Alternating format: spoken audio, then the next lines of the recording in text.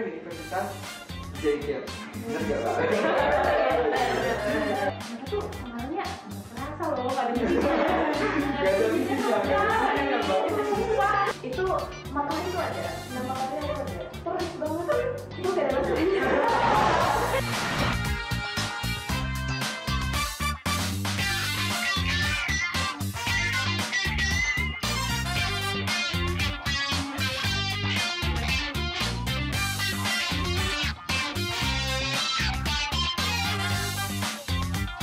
Selamat datang di Talk ID.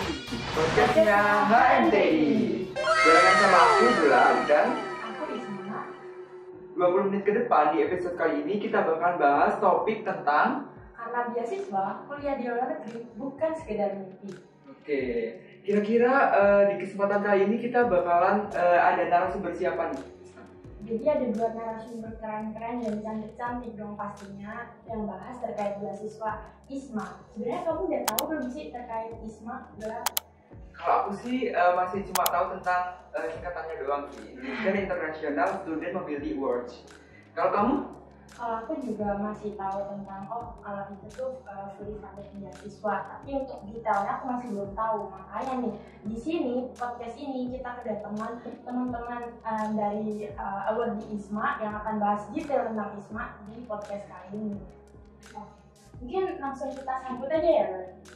Selamat datang kepada Mbak Inggita dan juga Mbak Elsya hari ini. Halo Mbak Elsya dan Mbak Inggita. Sebenarnya aku tanya dulu nih, apa kabar Mbak? Basa-basi dulu ya. Baik, soalnya ini baru mulai kuliah lagi kan, ya gitu deh. Ya masih nggak hektik banget sih, apalagi kita lagi ada di minggu antara libur ya, jadi kayak nggak hektik. Oke, alhamdulillah senang ya dengarnya. Oke, gimana lah kalau dari kamu sendiri apa yang penasaran gitu dari Mbak Inggita ataupun Mbak Elsya? Mungkin kalau dari aku sendiri, aku pengen tahu apa sih overview dari ISMA itu sendiri Mbak. Kayak mungkin dari ISMA itu beasiswa apa, gimana cara mendapatkannya gitu. Mungkin boleh dijawab dari Mbak Inggita. Oke, sebenarnya kalau misalnya dari aku tadi yang kata Idola itu benar, ISMA itu singkatan dari Indonesian International Student Mobility Award ya kan. Itu tuh fully funded beasiswa student exchange, jadi kita tuh keluar negeri ke negara tujuan kita selama 1 semester full dibiayai sama pemerintah, kolaborasi sama LPDP ya kan. Terus cara ngedapetinnya itu overview-nya kita seleksi berkas dulu ya, seleksi berkas dulu, ada CV dan segala macam dan berkas-berkas yang harus dikumpulin seperti surat-surat yang harus diurus gitu-gitu. Terus yang paling penting nih English test itu juga nilainya harus bagus. Terus habis itu nanti bakal ada wawancara, ada tes kebinekaan juga ya kan, sebelum akhirnya di-decide keterima atau enggak. Benar sih menurutnya. Mungkin intinya gini sih, kalau misalnya program ISMA tuh yang set apart daripada student exchange yang lain, mereka juga fokus untuk sharing the culture ke foreigners di sana. Jadi kayak kita tuh sebagai agen perluasan culture Indonesia di sana. Itu sih, itu juga jadi salah satu misi utama ISMA. Menarik banget ya kalau kita dengar ya. Oke, jadi dari persiapan yang banyak juga tadi cukup hektik juga. Kira-kira dari masing-masing dari Mbak Inggita atau Mbak Elsya sendiri persiapannya itu berapa lama Mbak untuk berkasnya sendiri ataupun persiapan lain? Oke, kalau misalnya dari aku itu yang paling bisa di-prepare duluan itu ini sih English testnya gitu. Jadi untuk memprepare English test itu mungkin aku kurang lebih 1,5 bulan aku belajar sendiri dan belajar sama teman dan segala macam. Sedangkan untuk berkasnya itu baru dikasih kayak perlu berkas apa itu ada mepet gitu loh. Jadi untuk mempersiapkan berkasnya, ngurus-ngurus di Polres dan segala macam di BNN, soalnya ada surat keterangan bebas narkoba, SKCK dan segala macam gitu, rada-rada paling semingguan gitu ya kita sekitar Itu itu ada 2 minggu ya. deadline. Itu ada deadline gitu loh dari ISMA-nya gitu. Sedangkan kalau untuk wawancaranya rada mepet juga, jadi begitu diumumin lolos berkas tuh langsung ada jadwal wawancara. Nah itu paling siap-siapnya aku berapa 2 hari doang, cuma ngobrol-ngobrol sama Wolbita lalu aja, saya siap-siap sendiri gitu. Kalau Elsya Kalau aku sih kalau misalnya dari sebelum pembukaan application-nya ya, aku udah kayak siap-siapin English proficiency testnya dulu. Tapi nggak selama ini sih yang 1,5 bulan, karena aku ngambil DET Duolingo English Test. In short lebih simple sih tesnya daripada IELTS atau TOEFL. Makanya aku cuma nyiapin dalam 2 minggu, cuma buat refresh tensesnya aja, karena emang lebih bisa dibilang lebih mudah juga daripada IELTS sama TOEFL gitu. Terus esai juga sebenarnya aku melihat dari esai tahun 2021 juga, jadi kayak aku udah melihat overviewnya gitu, kayak esainya ditanyainnya kayak apa, terus aku mulai kayak nyusun gitu jawaban, kira-kira aku mau jawab apa nanti pas aku udah bisa. Oke, ngomongin tentang persiapan, nah mungkin dari teman-teman nih banyak yang kepo tentang English test. Nah itu tadi kan dari Mbak Ersha kan pakai Duolingo ya. Nah kalau dari Mbak Indita sendiri tuh tips-tips belajarnya tuh gimana sih Mbak? Oke, karena aku personal tuh IELTS ya. IELTS itu mirip-mirip TOEFL. Jadi yang membedakan sebenarnya kenapa Ersha bisa bilang dia itu lebih simple, mungkin karena sessionnya lebih simple ya DET daripada IELTS dan TOEFL. Terus mereka itu ngobrolnya sama AI nggak sih, sama komputer ya untuk speakingnya. Kalau misalnya aku ngobrol sama pengujinya gitu. Nah kalau aku sendiri ada 4 sesi, speaking, writing, reading, sama listening. Kalau listening, reading, sama writing itu ya simple aja, cukup prepare dari bukunya juga banyak kok di internet, atau mau beli dan segala macam itu banyak bukunya. Cari aja kayak best IELTS book apa 2022 dan segala macam, kan anak-anak sekarang pintar searching ya gitu. Terus mungkin yang rada beda itu persiapan speakingnya. Nah aku pas itu tuh aku persiapan speaking aku bareng sama ada namanya Mas Amam, itu tuh kita tuh sama-sama ambisisme bareng dan segala macam. Terus aku persiapan speaking bareng dia, soalnya kalau speaking itu kan kita butuh feedback langsung dari lawan bicaranya ya gitu. Itu sih kalau misalnya aku. Sama tipsnya lagi paling ini sih buat study plan gitu untuk IELTS ya, soalnya emang yang perlu dipersiapkan ada banyak gitu. Jadi dibuat jadwal kayak per minggu mau belajar di hari apa dan apa aja yang dipelajarin. Misal hari ini mau speaking sama writing gitu segala macam. Kalau aku mungkin lebih simpel, karena yang aku bilang tadi selain DET itu lebih simpel pertanyaannya, mereka juga lebih lebih pendek waktu pengerjaannya. Kayak aku DET itu cuma 1 jam pengerjaannya. Nah untuk yang paling aku tekanin itu sebenarnya di writing sih, karena aku juga tahu kalau misalnya weakness aku sebenarnya dari 4 aspek itu, reading, listening, writing, sama speaking, aku lebih nggak bagus di writingnya. Makanya aku aku lebih mempelajari model soalnya sih daripada belajar bahasa Inggris ulang gitu ya. Karena itu sih yang aku lihat dari kebanyakan English proficiency test itu, kalau misalnya kalian mau lancar dan kayak mau confident, itu kalian belajar untuk memahami model soalnya aja dan gimana caranya untuk menjawab lagi. Oke, keren banget dari tipsnya nih dong, memahami soal, terus juga tadi sempat juga di-mention kalau ada study plan. Nah, ngomong-ngomong tentang planning belajar, kira-kira dalam persiapannya itu ada mentor nggak sih yang menemani persiapan Mbak Indita ataupun Mbak Ersha? Mungkin dari Mbak Ersha. Kalau untuk belajar FPP-nya aku nggak ada mentor sih, karena aku juga aku lebih mending untuk belajar sendiri gitu. Itu model belajar aku tuh gitu. Jadi aku lebih memilih untuk sendiri gitu, karena aku juga tahu apa yang aku kurang dan apa yang aku harus excel gitu. Oke, kalau misalnya dari aku sendiri sama, kalau seantero persiapan ISMA itu aku nggak ada info mentor sama sekali kecuali untuk proofreading essay aku sih. Essay aku tuh aku tebar ke cutting-cutting, banyak orang banget, terus aku lagi boy proofread dong. Iya gitu, tapi untuk itu sendiri enggak sih.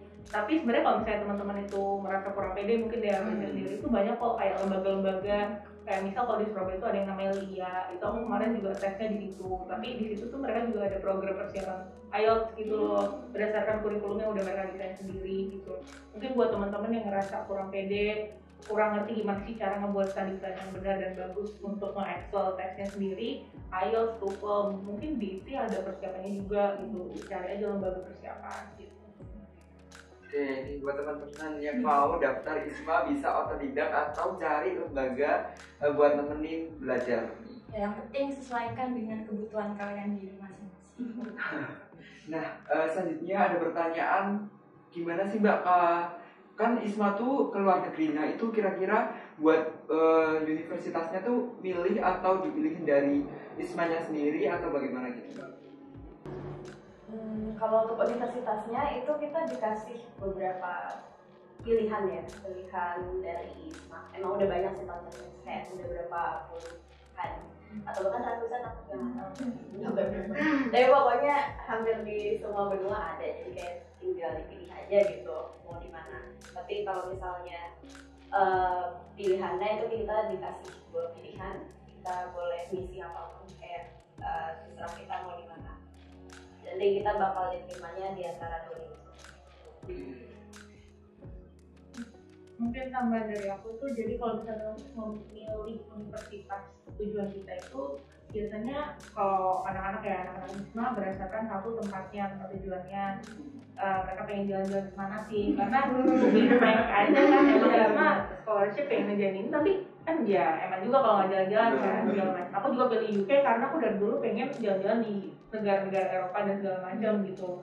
Nah kalau misalnya aku sendiri, selain pengen di mananya, lokasinya, attractiveness dari lokasinya sendiri, itu ini matkul yang bisa ditukar yang selaras sama ilmu TI itu matkulnya di universitas mana aja gitu. Jadi aku tuh sebenarnya kemarin tuh juga sempat pengen di Liverpool apa di mana gitu, cuma matkulnya politik gitu ya nggak bisa dong. Jadi ya aku cari universitas yang lebih bisa make sense lah kalau misalnya dikonversiin ke TI gitu, karena kalau misalnya dari departemen kita sendiri mengarahkannya seperti itu, cari matkul, cari universitas yang menawarkan matkul yang bisa dikonversikan, make sense dikonversikan ke matkul TI gitu.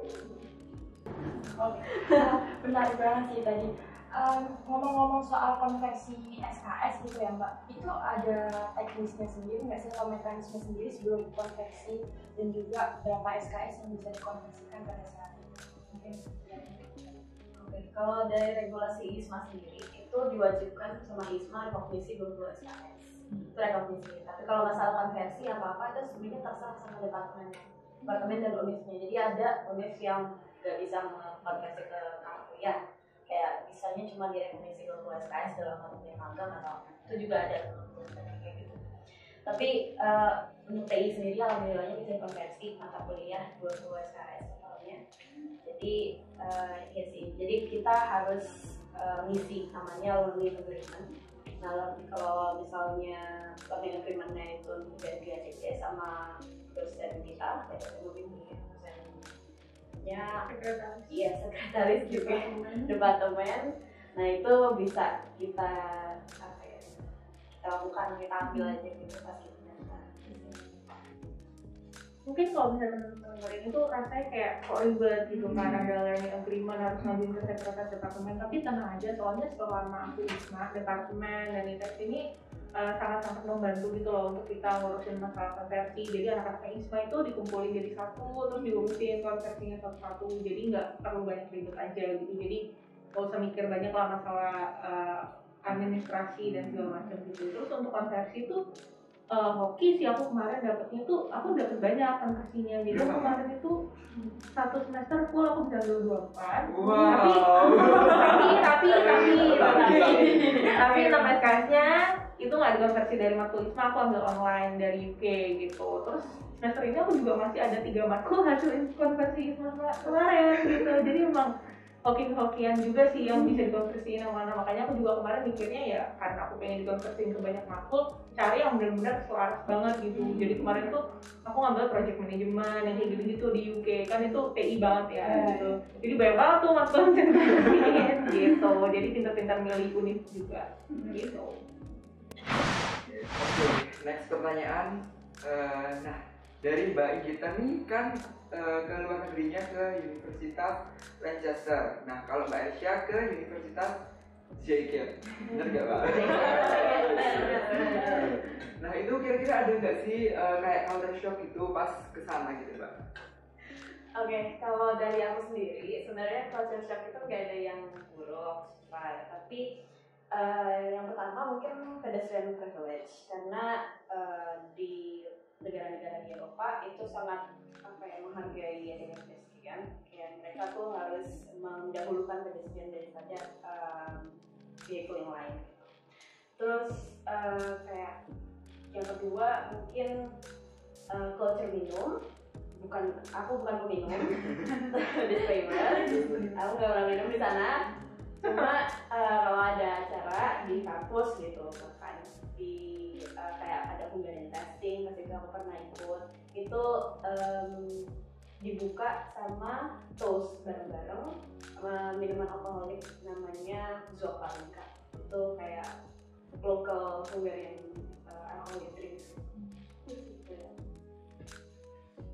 Kalau misalnya aku sendiri itu lebih ke kagum cuaca sama kagum makanan. Kalau makanan tuh aku nggak mau nyebutin, tapi kayak mereka tuh makanannya nggak kerasa loh, nggak ada musiknya. Gak ada bikinnya, Wah, kayak nggak bisa makan, aku bilang turun, beratku banyak banget, aku turun. Sumpah nggak makan. Susah makan di situ tuh yang cocok, tapi untungnya tuh di kampusku tuh ada kayak Asian restaurant gitu, yang punya orang Indo gitu. Jadi ngomong Indo sama mereka gitu rada lucu, terus ada Indian restoran gitu, dan kebanyakan orang UK itu juga mengakui kalau kualitas makanan mereka tuh tidak seenak itu gitu. Jadi mereka tuh, bahkan aku pernah lagi ngobrol-ngobrol sama bus driver gitu, dia emang bilang, mengaku kalau di sini tuh orang-orang pada suka makan Asian food, makan Indian food yang lebih berasa gitu loh. Dan kalau misalnya kamu jalan-jalan ke UK di mana-mana, lebih banyak restoran internasional daripada yang dari UK sendiri gitu. Itu satu. Terus dua tuh cuacanya dingin banget. Terus jadi aku tuh saking kedinginannya tuh begitu nyampe hari pertama aku tuh demam.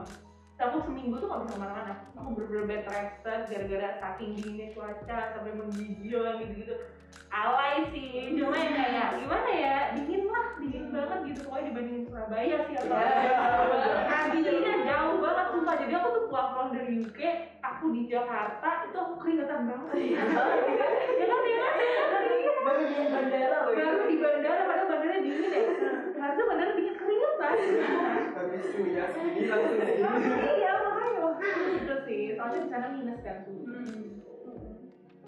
Mungkin mau nambahin tentang weather juga sih, karena kalau misalnya udah masuk kayak November, Desember gitu ya, itu matahari tuh ada, sinar matahari tuh ada, terik banget, cuma gak ada rasanya. ada itu kayak matahari cuma pajangan doang gitu kayaknya. Itu beneran sising banget matahari kayak gitu. Menarik ya, ini bukan culture shock aja sih, tapi fun fact juga jadi kita tahu gitu. Nah, selain akademik ya pastinya, kegiatan apa sih yang bisa diisi untuk mengisi kekosongan di sana? Selain apa, jalan-jalan dan spot untuk support di sana? Kalau misalnya jalan-jalan, of course ya, karena aku di Eropa, kayak apalagi aku di bagian tengahnya gitu. Jadi kalau misalnya mau kemana-mana gampang dan juga murah sih, bisa dibilang murah. Misal kalian udah di sana tuh jalan-jalan ke berbagai negara itu sebenarnya sangat terjangkau gitu. Cuma daripada negara-negara lain juga aku sering mengeksplor juga sih, kayak ke binatangnya, terus ada tamannya juga banyak kan, aku dari satu. Terus selain itu mungkin kalau misalnya aktivitas apa, itu aku sering ikut kegiatan dari PPI sama ISN. PPI itu ini ya, kayak organisasi perkumpulan pelajar mahasiswa Indonesia. Di sana itu lumayan banyak juga karena mahasiswa Indonesia itu lumayan penting. Terus kalau misalnya ISN itu Erasmus Student Network, jadi itu sebenarnya untuk anak-anak pertukaran pelajar Erasmus sebenarnya. Tapi semua exchange student, foreign exchange student itu boleh ikut untuk acara mereka. Jadi kayak kita pernah trip bareng ke Budapest itu lama banget, jadi kayak 1 hari cuma steps aku sampai 25.000 kayak ya gila sih, jalan-jalan sama bule emang pedestrian kecil abis itu kayak apa ya, Halloween party juga ada di dorm sama di di city center juga pernah. Terus kayak Christmas Day gitu-gitu juga, pokoknya banyak sih kayak acara-acara bareng-bareng. Kalau aku juga mirip-mirip lah sama Ersha. Aku di UK meskipun aku nggak bisa ke banyak negara, cuma di UK doang karena emang visanya beda ya UK sama Europe gitu. Jadi aku cuma bisa di dalam UK, tapi aku juga nikmatin tiap minggu tuh aku ada aja keluar kota gitu sama teman-teman. Dan yang bikin enak dari universitasku itu adalah international student ini kita tuh di ospek dulu 2 minggu sebelum perkuliahan mulai, kayak dikenalin satu sama lain, terus dikenalin sama lingkungan UK ini seperti apa dan segala macam. Jadi aku udah dapat banyak teman-teman internasional dari USA, dari Dubai, dari Malaysia, dari Cina, dari Jepang, Hong Kong dan segala macam yang juga ikut sama aku jalan-jalan gitu. Jadi kita tuh kalau misalnya ada masalah kita coping up sama masalahnya itu bareng sama anak-anak itu karena sama-sama murid-murid tadi abroad kan gitu. Jadi paling paham lah perasaannya jadi mahasiswa ngerantau jauh banget itu gimana gitu. Terus selain jalan-jalan itu aku kemarin juga sempat solo trip beberapa kali. Jadi aku berburu sendiri terus hiking gitu segala macam, skydiving kayak kita ada devil emang gitu, tapi emang seru banget gitu. Terus selain itu aku juga ada kegiatan sama anak-anak Lancaster sendiri sama PPI juga. Jadi kemarin tuh ada kayak kita ngadain galang donasi buat animal care-nya Lancaster gitu. Jadi kita jualan makanan Indo kayak Indomie, terus apa sih yang kolak angin itu mereka suka banget gitu. Kita jualin, kita mahalin, orang beli di tengah kampus gitu, terus kita donasiin ke animal care dan segala macam gitu sih. Sampai kepikiran telah aku. Oke, selanjutnya nih ada pertanyaan, kira-kira Mbak, apakah seluruh kebutuhan di luar negeri ditanggung oleh pemerintah dan kisarannya itu berapa? Oke, kalian jangan takut di kalau di sana tuh uangnya cukup atau enggak, kayak apa harus ditolong atau enggak gitu. Tapi kalau misalnya dari Zenit sendiri sama kebanyakan negara di Eropa itu alhamdulillah enggak sih. Jadi kayak semuanya itu ditanggung sama pemerintah. Mungkin ada beberapa yang diurus kayak visa. Terus kalau misalnya asuransi kesehatan, health insurance-nya itu belum diurus sama universitasnya, kita harus urus sendiri.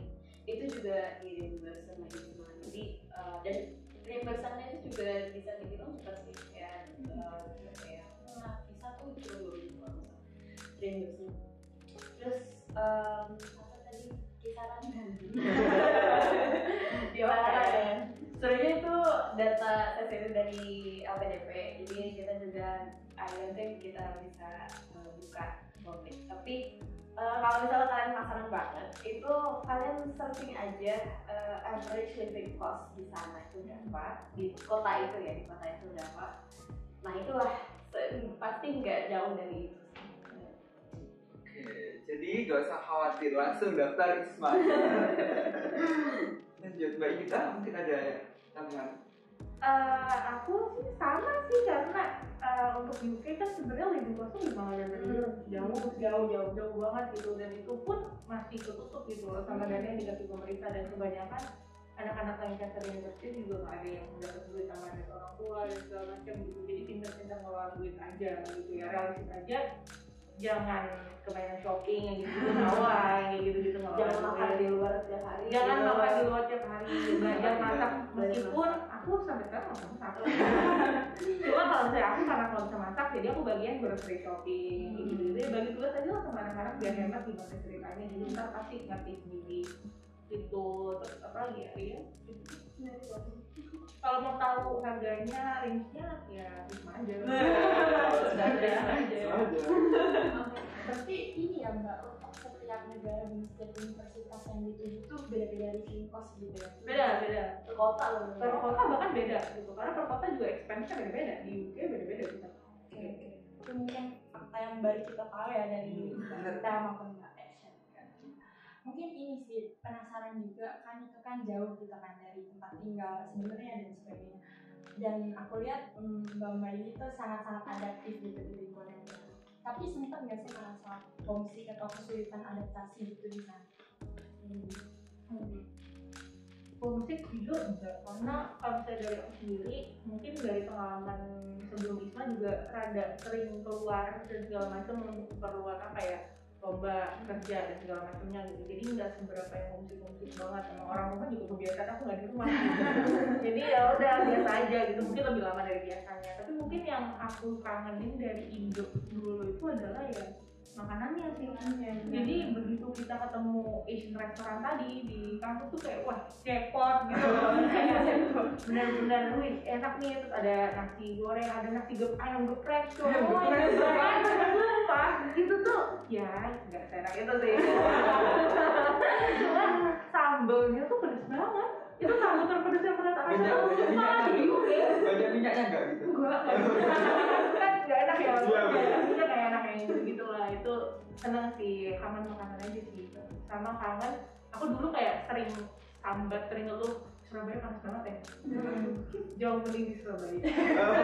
Sumpah, mending panas tuh ya udah gerah aja, kalau dingin bisa mati coy. Kayak nggak bisa gerak ya. Kalau aku homesick juga, aku nggak homesick sama sekali sih. I was having a blast. Kayak bisa apa ya? Karena aku juga dari Bekasi kan sebenarnya. Jadi kayak aku di sini juga merantau. Terus juga ya aku lumayan adaptif sih orangnya, jadi kayak gampang banget beradaptasi ke lingkungan sekitar gitu. Tapi apa ya, yang nggak bisa aku adaptasi ya itu cuaca dingin banget, sampai aku pernah jari aku tuh kayak perih banget rasanya gara-gara dingin. Padahal aku udah pakai glove gitu, tapi masih perih gitu rasanya. Terus habis itu juga makanan juga, karena apalagi di Hungary terus di Zagreb kotanya kecil gitu kan. Terus kayak bener-bener makanan yang ada spicesnya ada sih, Asian food kayak Chinese food gitu. Cuma kan pengen banget ngerasain makanan Indonesia ya, kayak aku bahkan yang nggak bisa makan sambal pun punya sambal gitu kayak ya aku butuh pedes gitu. Bahkan aku sampai bela-belain aku ke Amsterdam. Aku jalan ke Amsterdam itu tujuan utama aku itu cuma buat makan Indonesia yang murah. Makan apa coba? Jadi kalian harus tahu makanan Indonesia di Amsterdam itu kayak populer banget, kayak lebih populer daripada Thai food atau Chinese food. Karena di sana tuh bilangnya warung ya. Kalau bulenya juga bilang tuh warung, restoran Indonesia. Dan mereka tuh bentuknya tuh nggak kayak restoran fancy gitu, kan kayak warung, kayak bener-bener kita milih lauknya sendiri gitu. Kayak kita dapat nih paket lunchbox 6 euro gitu. Terus itu kita boleh milih 1 sayur 2 lauk gitu.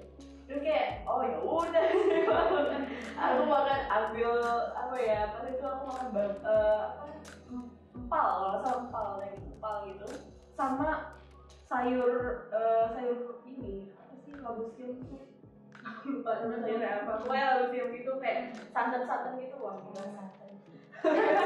Ada itu sih kalau dari aku.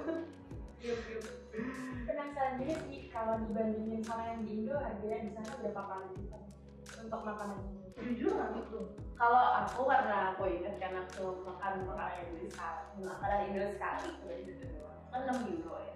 Aku berarti di sana itu ya pas harganya pas itu 100.000 lah, 100.000.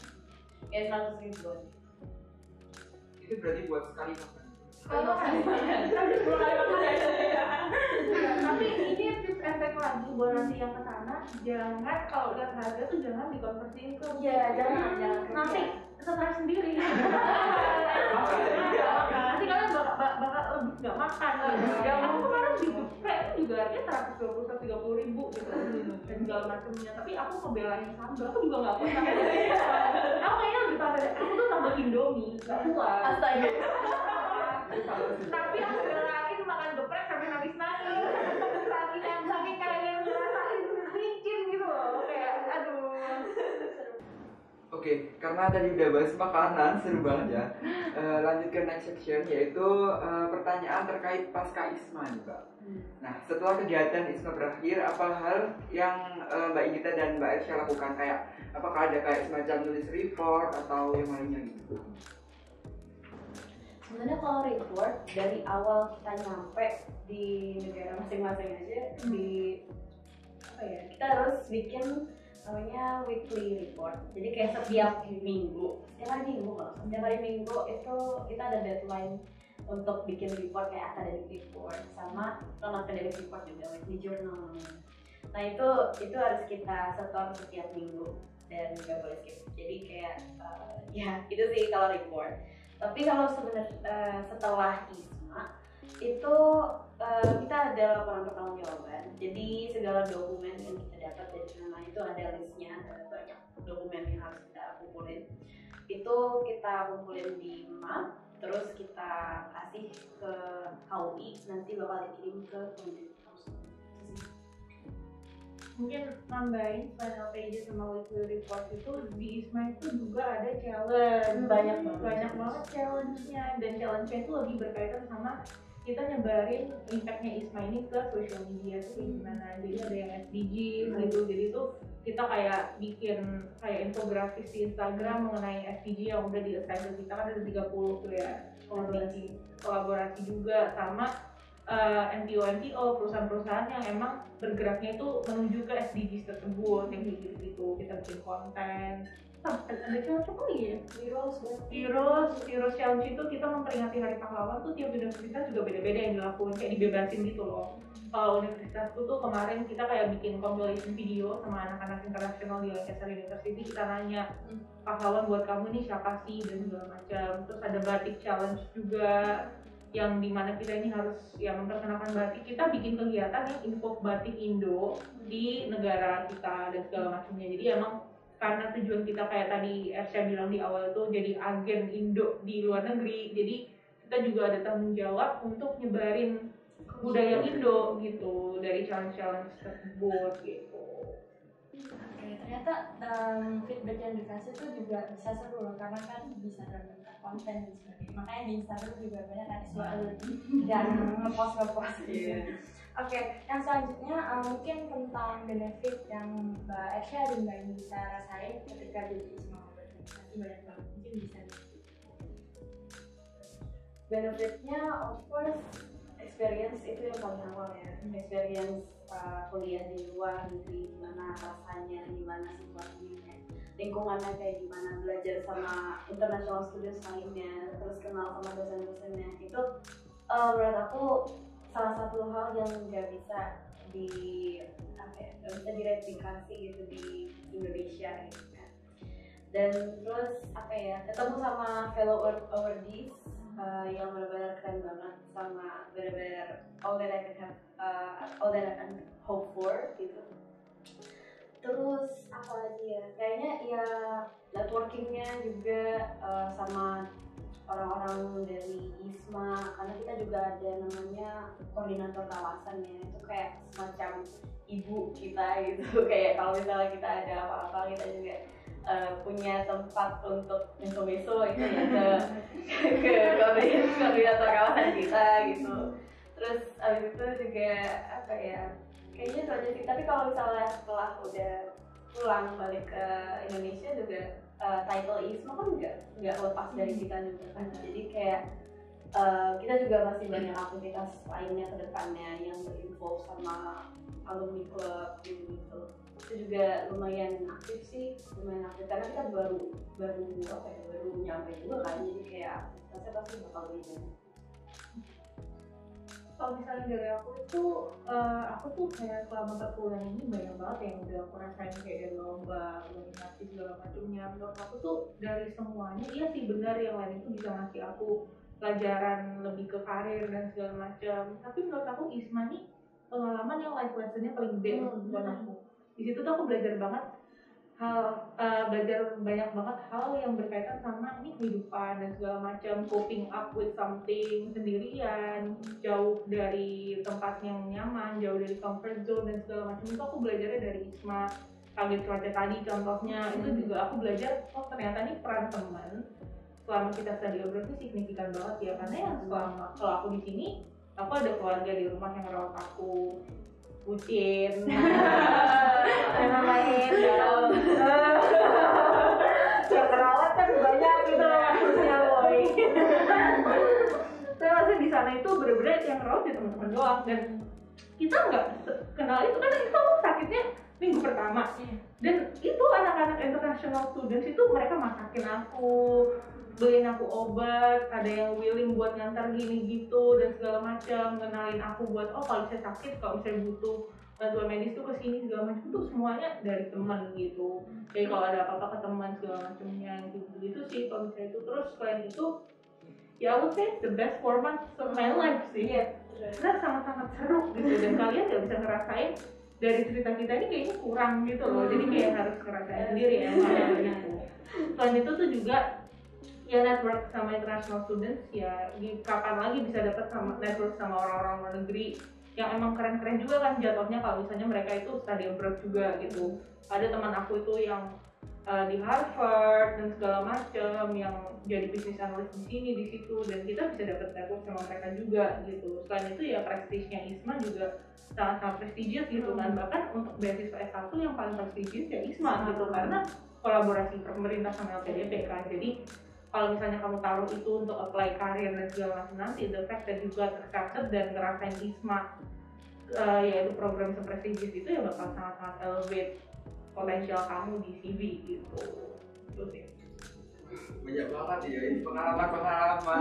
Terus habis itu nanti itu di sana tuh gimana cara bertahan hidup sampai karena kan saya jauh dari orang tua, jauh dari pacar. Susah LDR woy. Aduh, kayaknya nonton.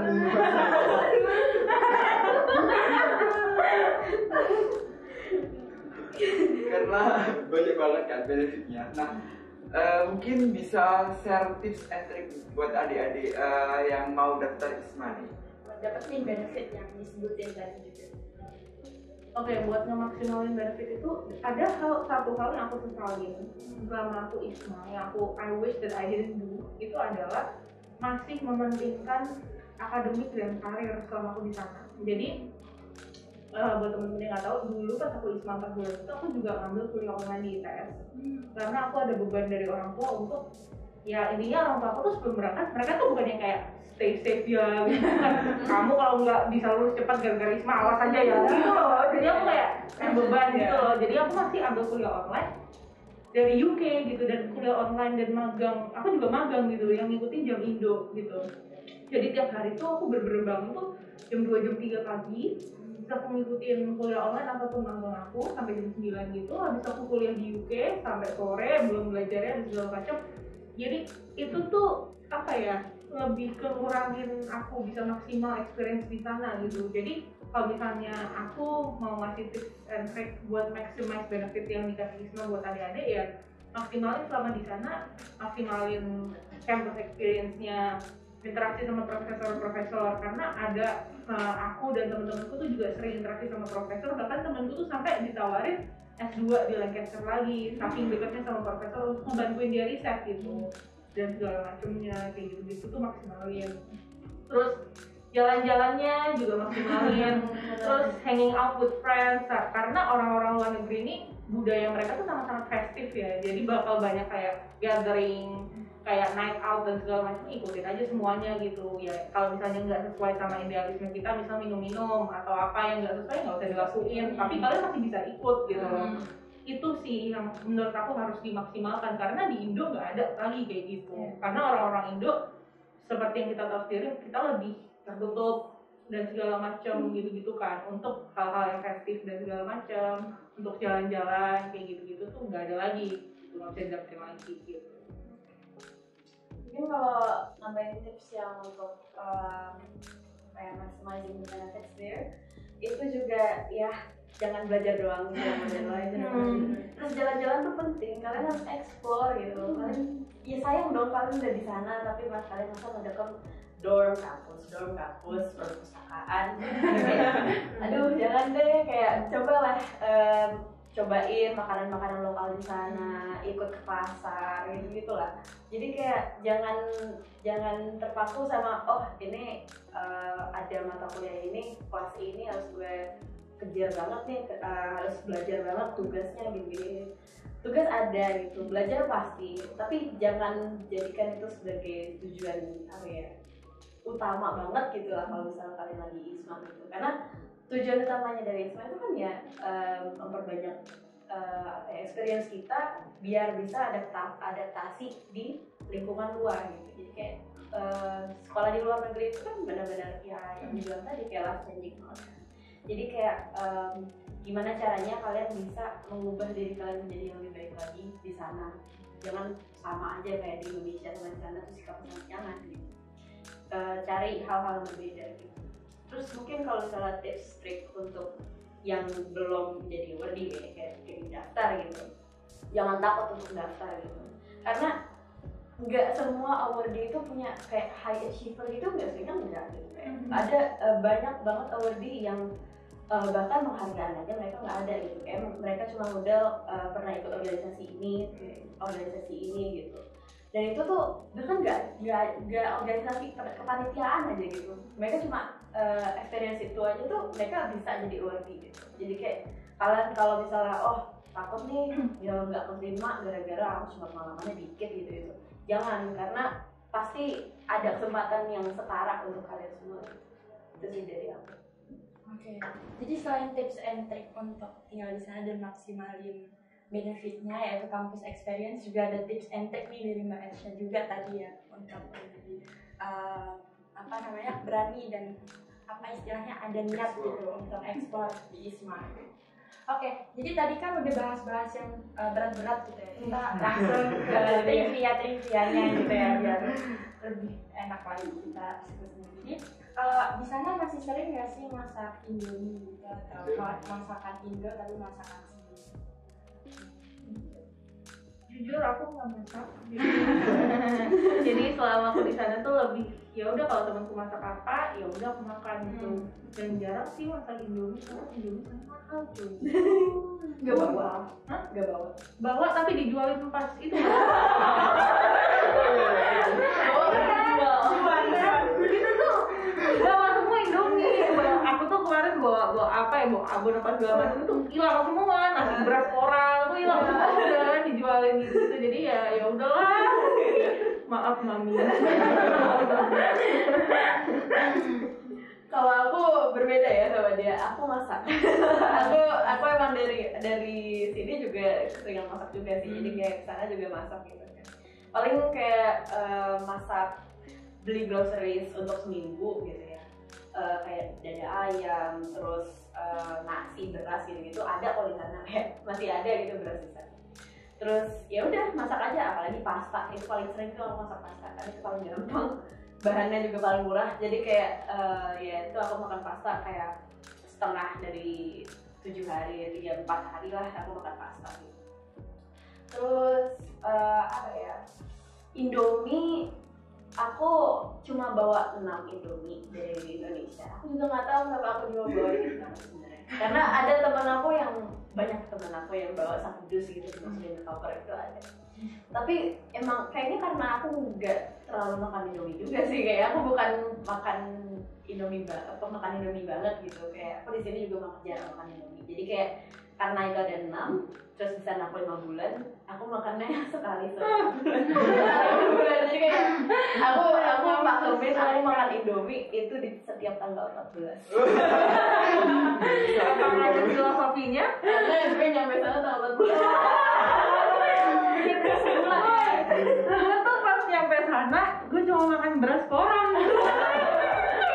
Itu pun karena gue nggak ngerti ini gimana bikinnya, jadi bengek. Gue minum coy itu. Bateri banget sih hari pertama, bateri banget tuh kayak pas hari pertama itu kasur di dorm tuh belum ada sarungnya, bantal tuh belum ada. Jadi ini apa gitu kayak pusing sih. Jadi langsung grocery shopping dan segala macam gitu. Oke, mungkin kalau kita mau ke luar negeri kita bawa Indomie aja buat dijual di sana. Lumayan. Living cost di sana. Tapi mama tadi enggak bocoranku loh, itu didonasiin semua lagi.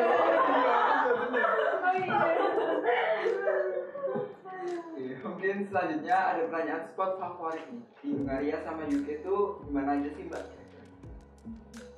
Kalau spot favorit, kalau di Hungaria di Szeged dulu deh. Kalau di Szeged, aku paling suka perpustakaan Helen tadi, karena menurut aku itu spot paling PW dan paling produktif untuk menjadi sesuatu. Karena library-nya kan konsepnya kayak open space gitu, jadi kayak luas gitu, terus ada banyak kayak meja kayak gini lah panjang-panjang gitu, dan semuanya lagi pada belajar semua kan, buka laptop semua, buka buku gitu. Terus kalau misalnya aku di sana terus aku kayak main YouTube aja gitu kan kayak agak gimana gitu ya. Makanya aku kayak kebawa sama suasananya sih, sama atmosfer yang mereka lagi kerja, ya udah gue kerja deh gitu. Terus selain itu mungkin ini di City Center jadi itu City Centernya itu ditandai sama air mancur gitu. Itu tuh di depan Rektorat Indonesia itu tuh City Center. Nah di situ tuh di sekitaran air mancur itu tuh ada tempat duduk banyak gitu, jadi kayak berpodium terus.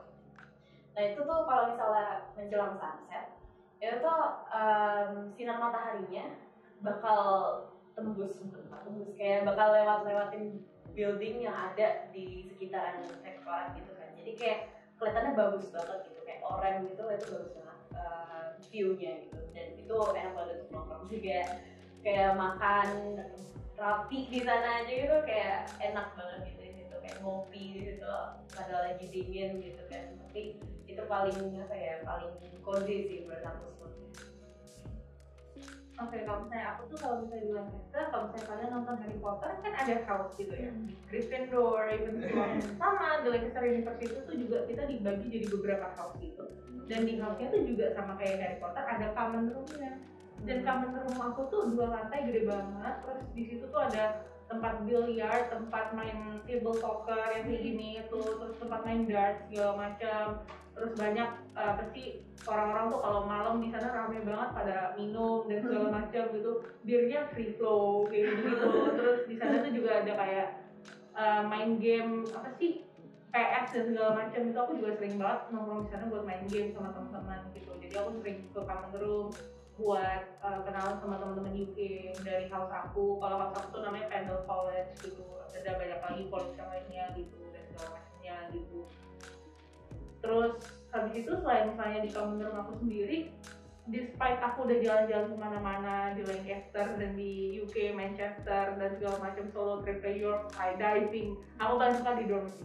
Itu kayak terfavorit itu karena after satu hari yang hektik mulai dari akademik, jalan-jalan, magang segala macam tuh, wah mantep banget sih kasur. Dan di sana itu aku kayak main game bisa kayak sendirian di sana main game segala macam, atau enggak ke dapur ngobrol ngegibah sama teman-temanku, tau gak kemarin ada bule di sini. Itu banget sih. Jadi kebanyakan itu kejadian-kejadian lucu juga terjadinya di dapur dorm gitu. Sama.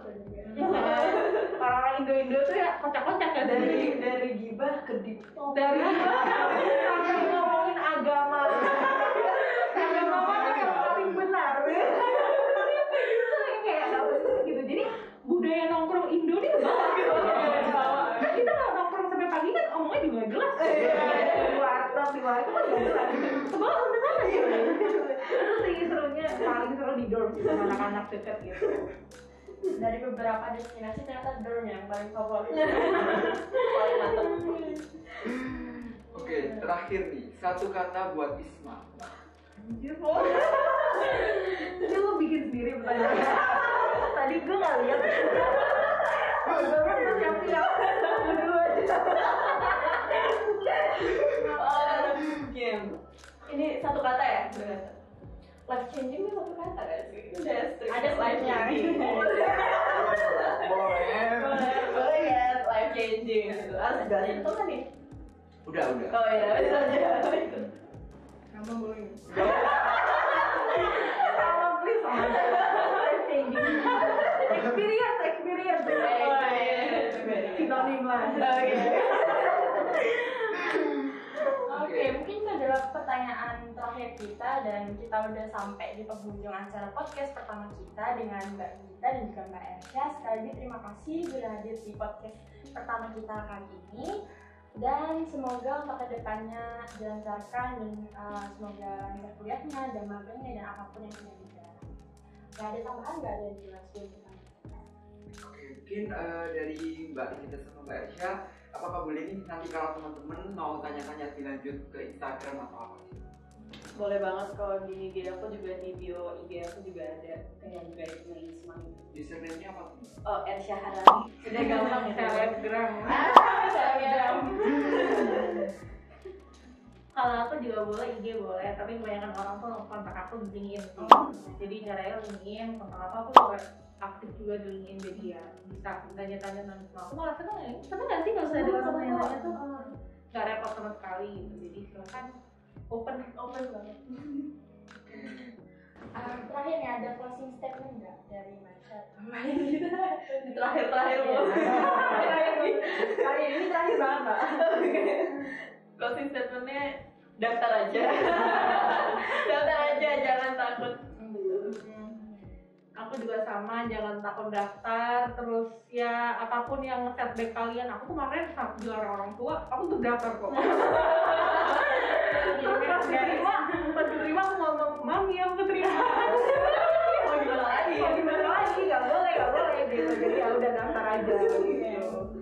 Oke, ini beneran terakhir Mbak. Sampai jumpa di episode selanjutnya. Dadah.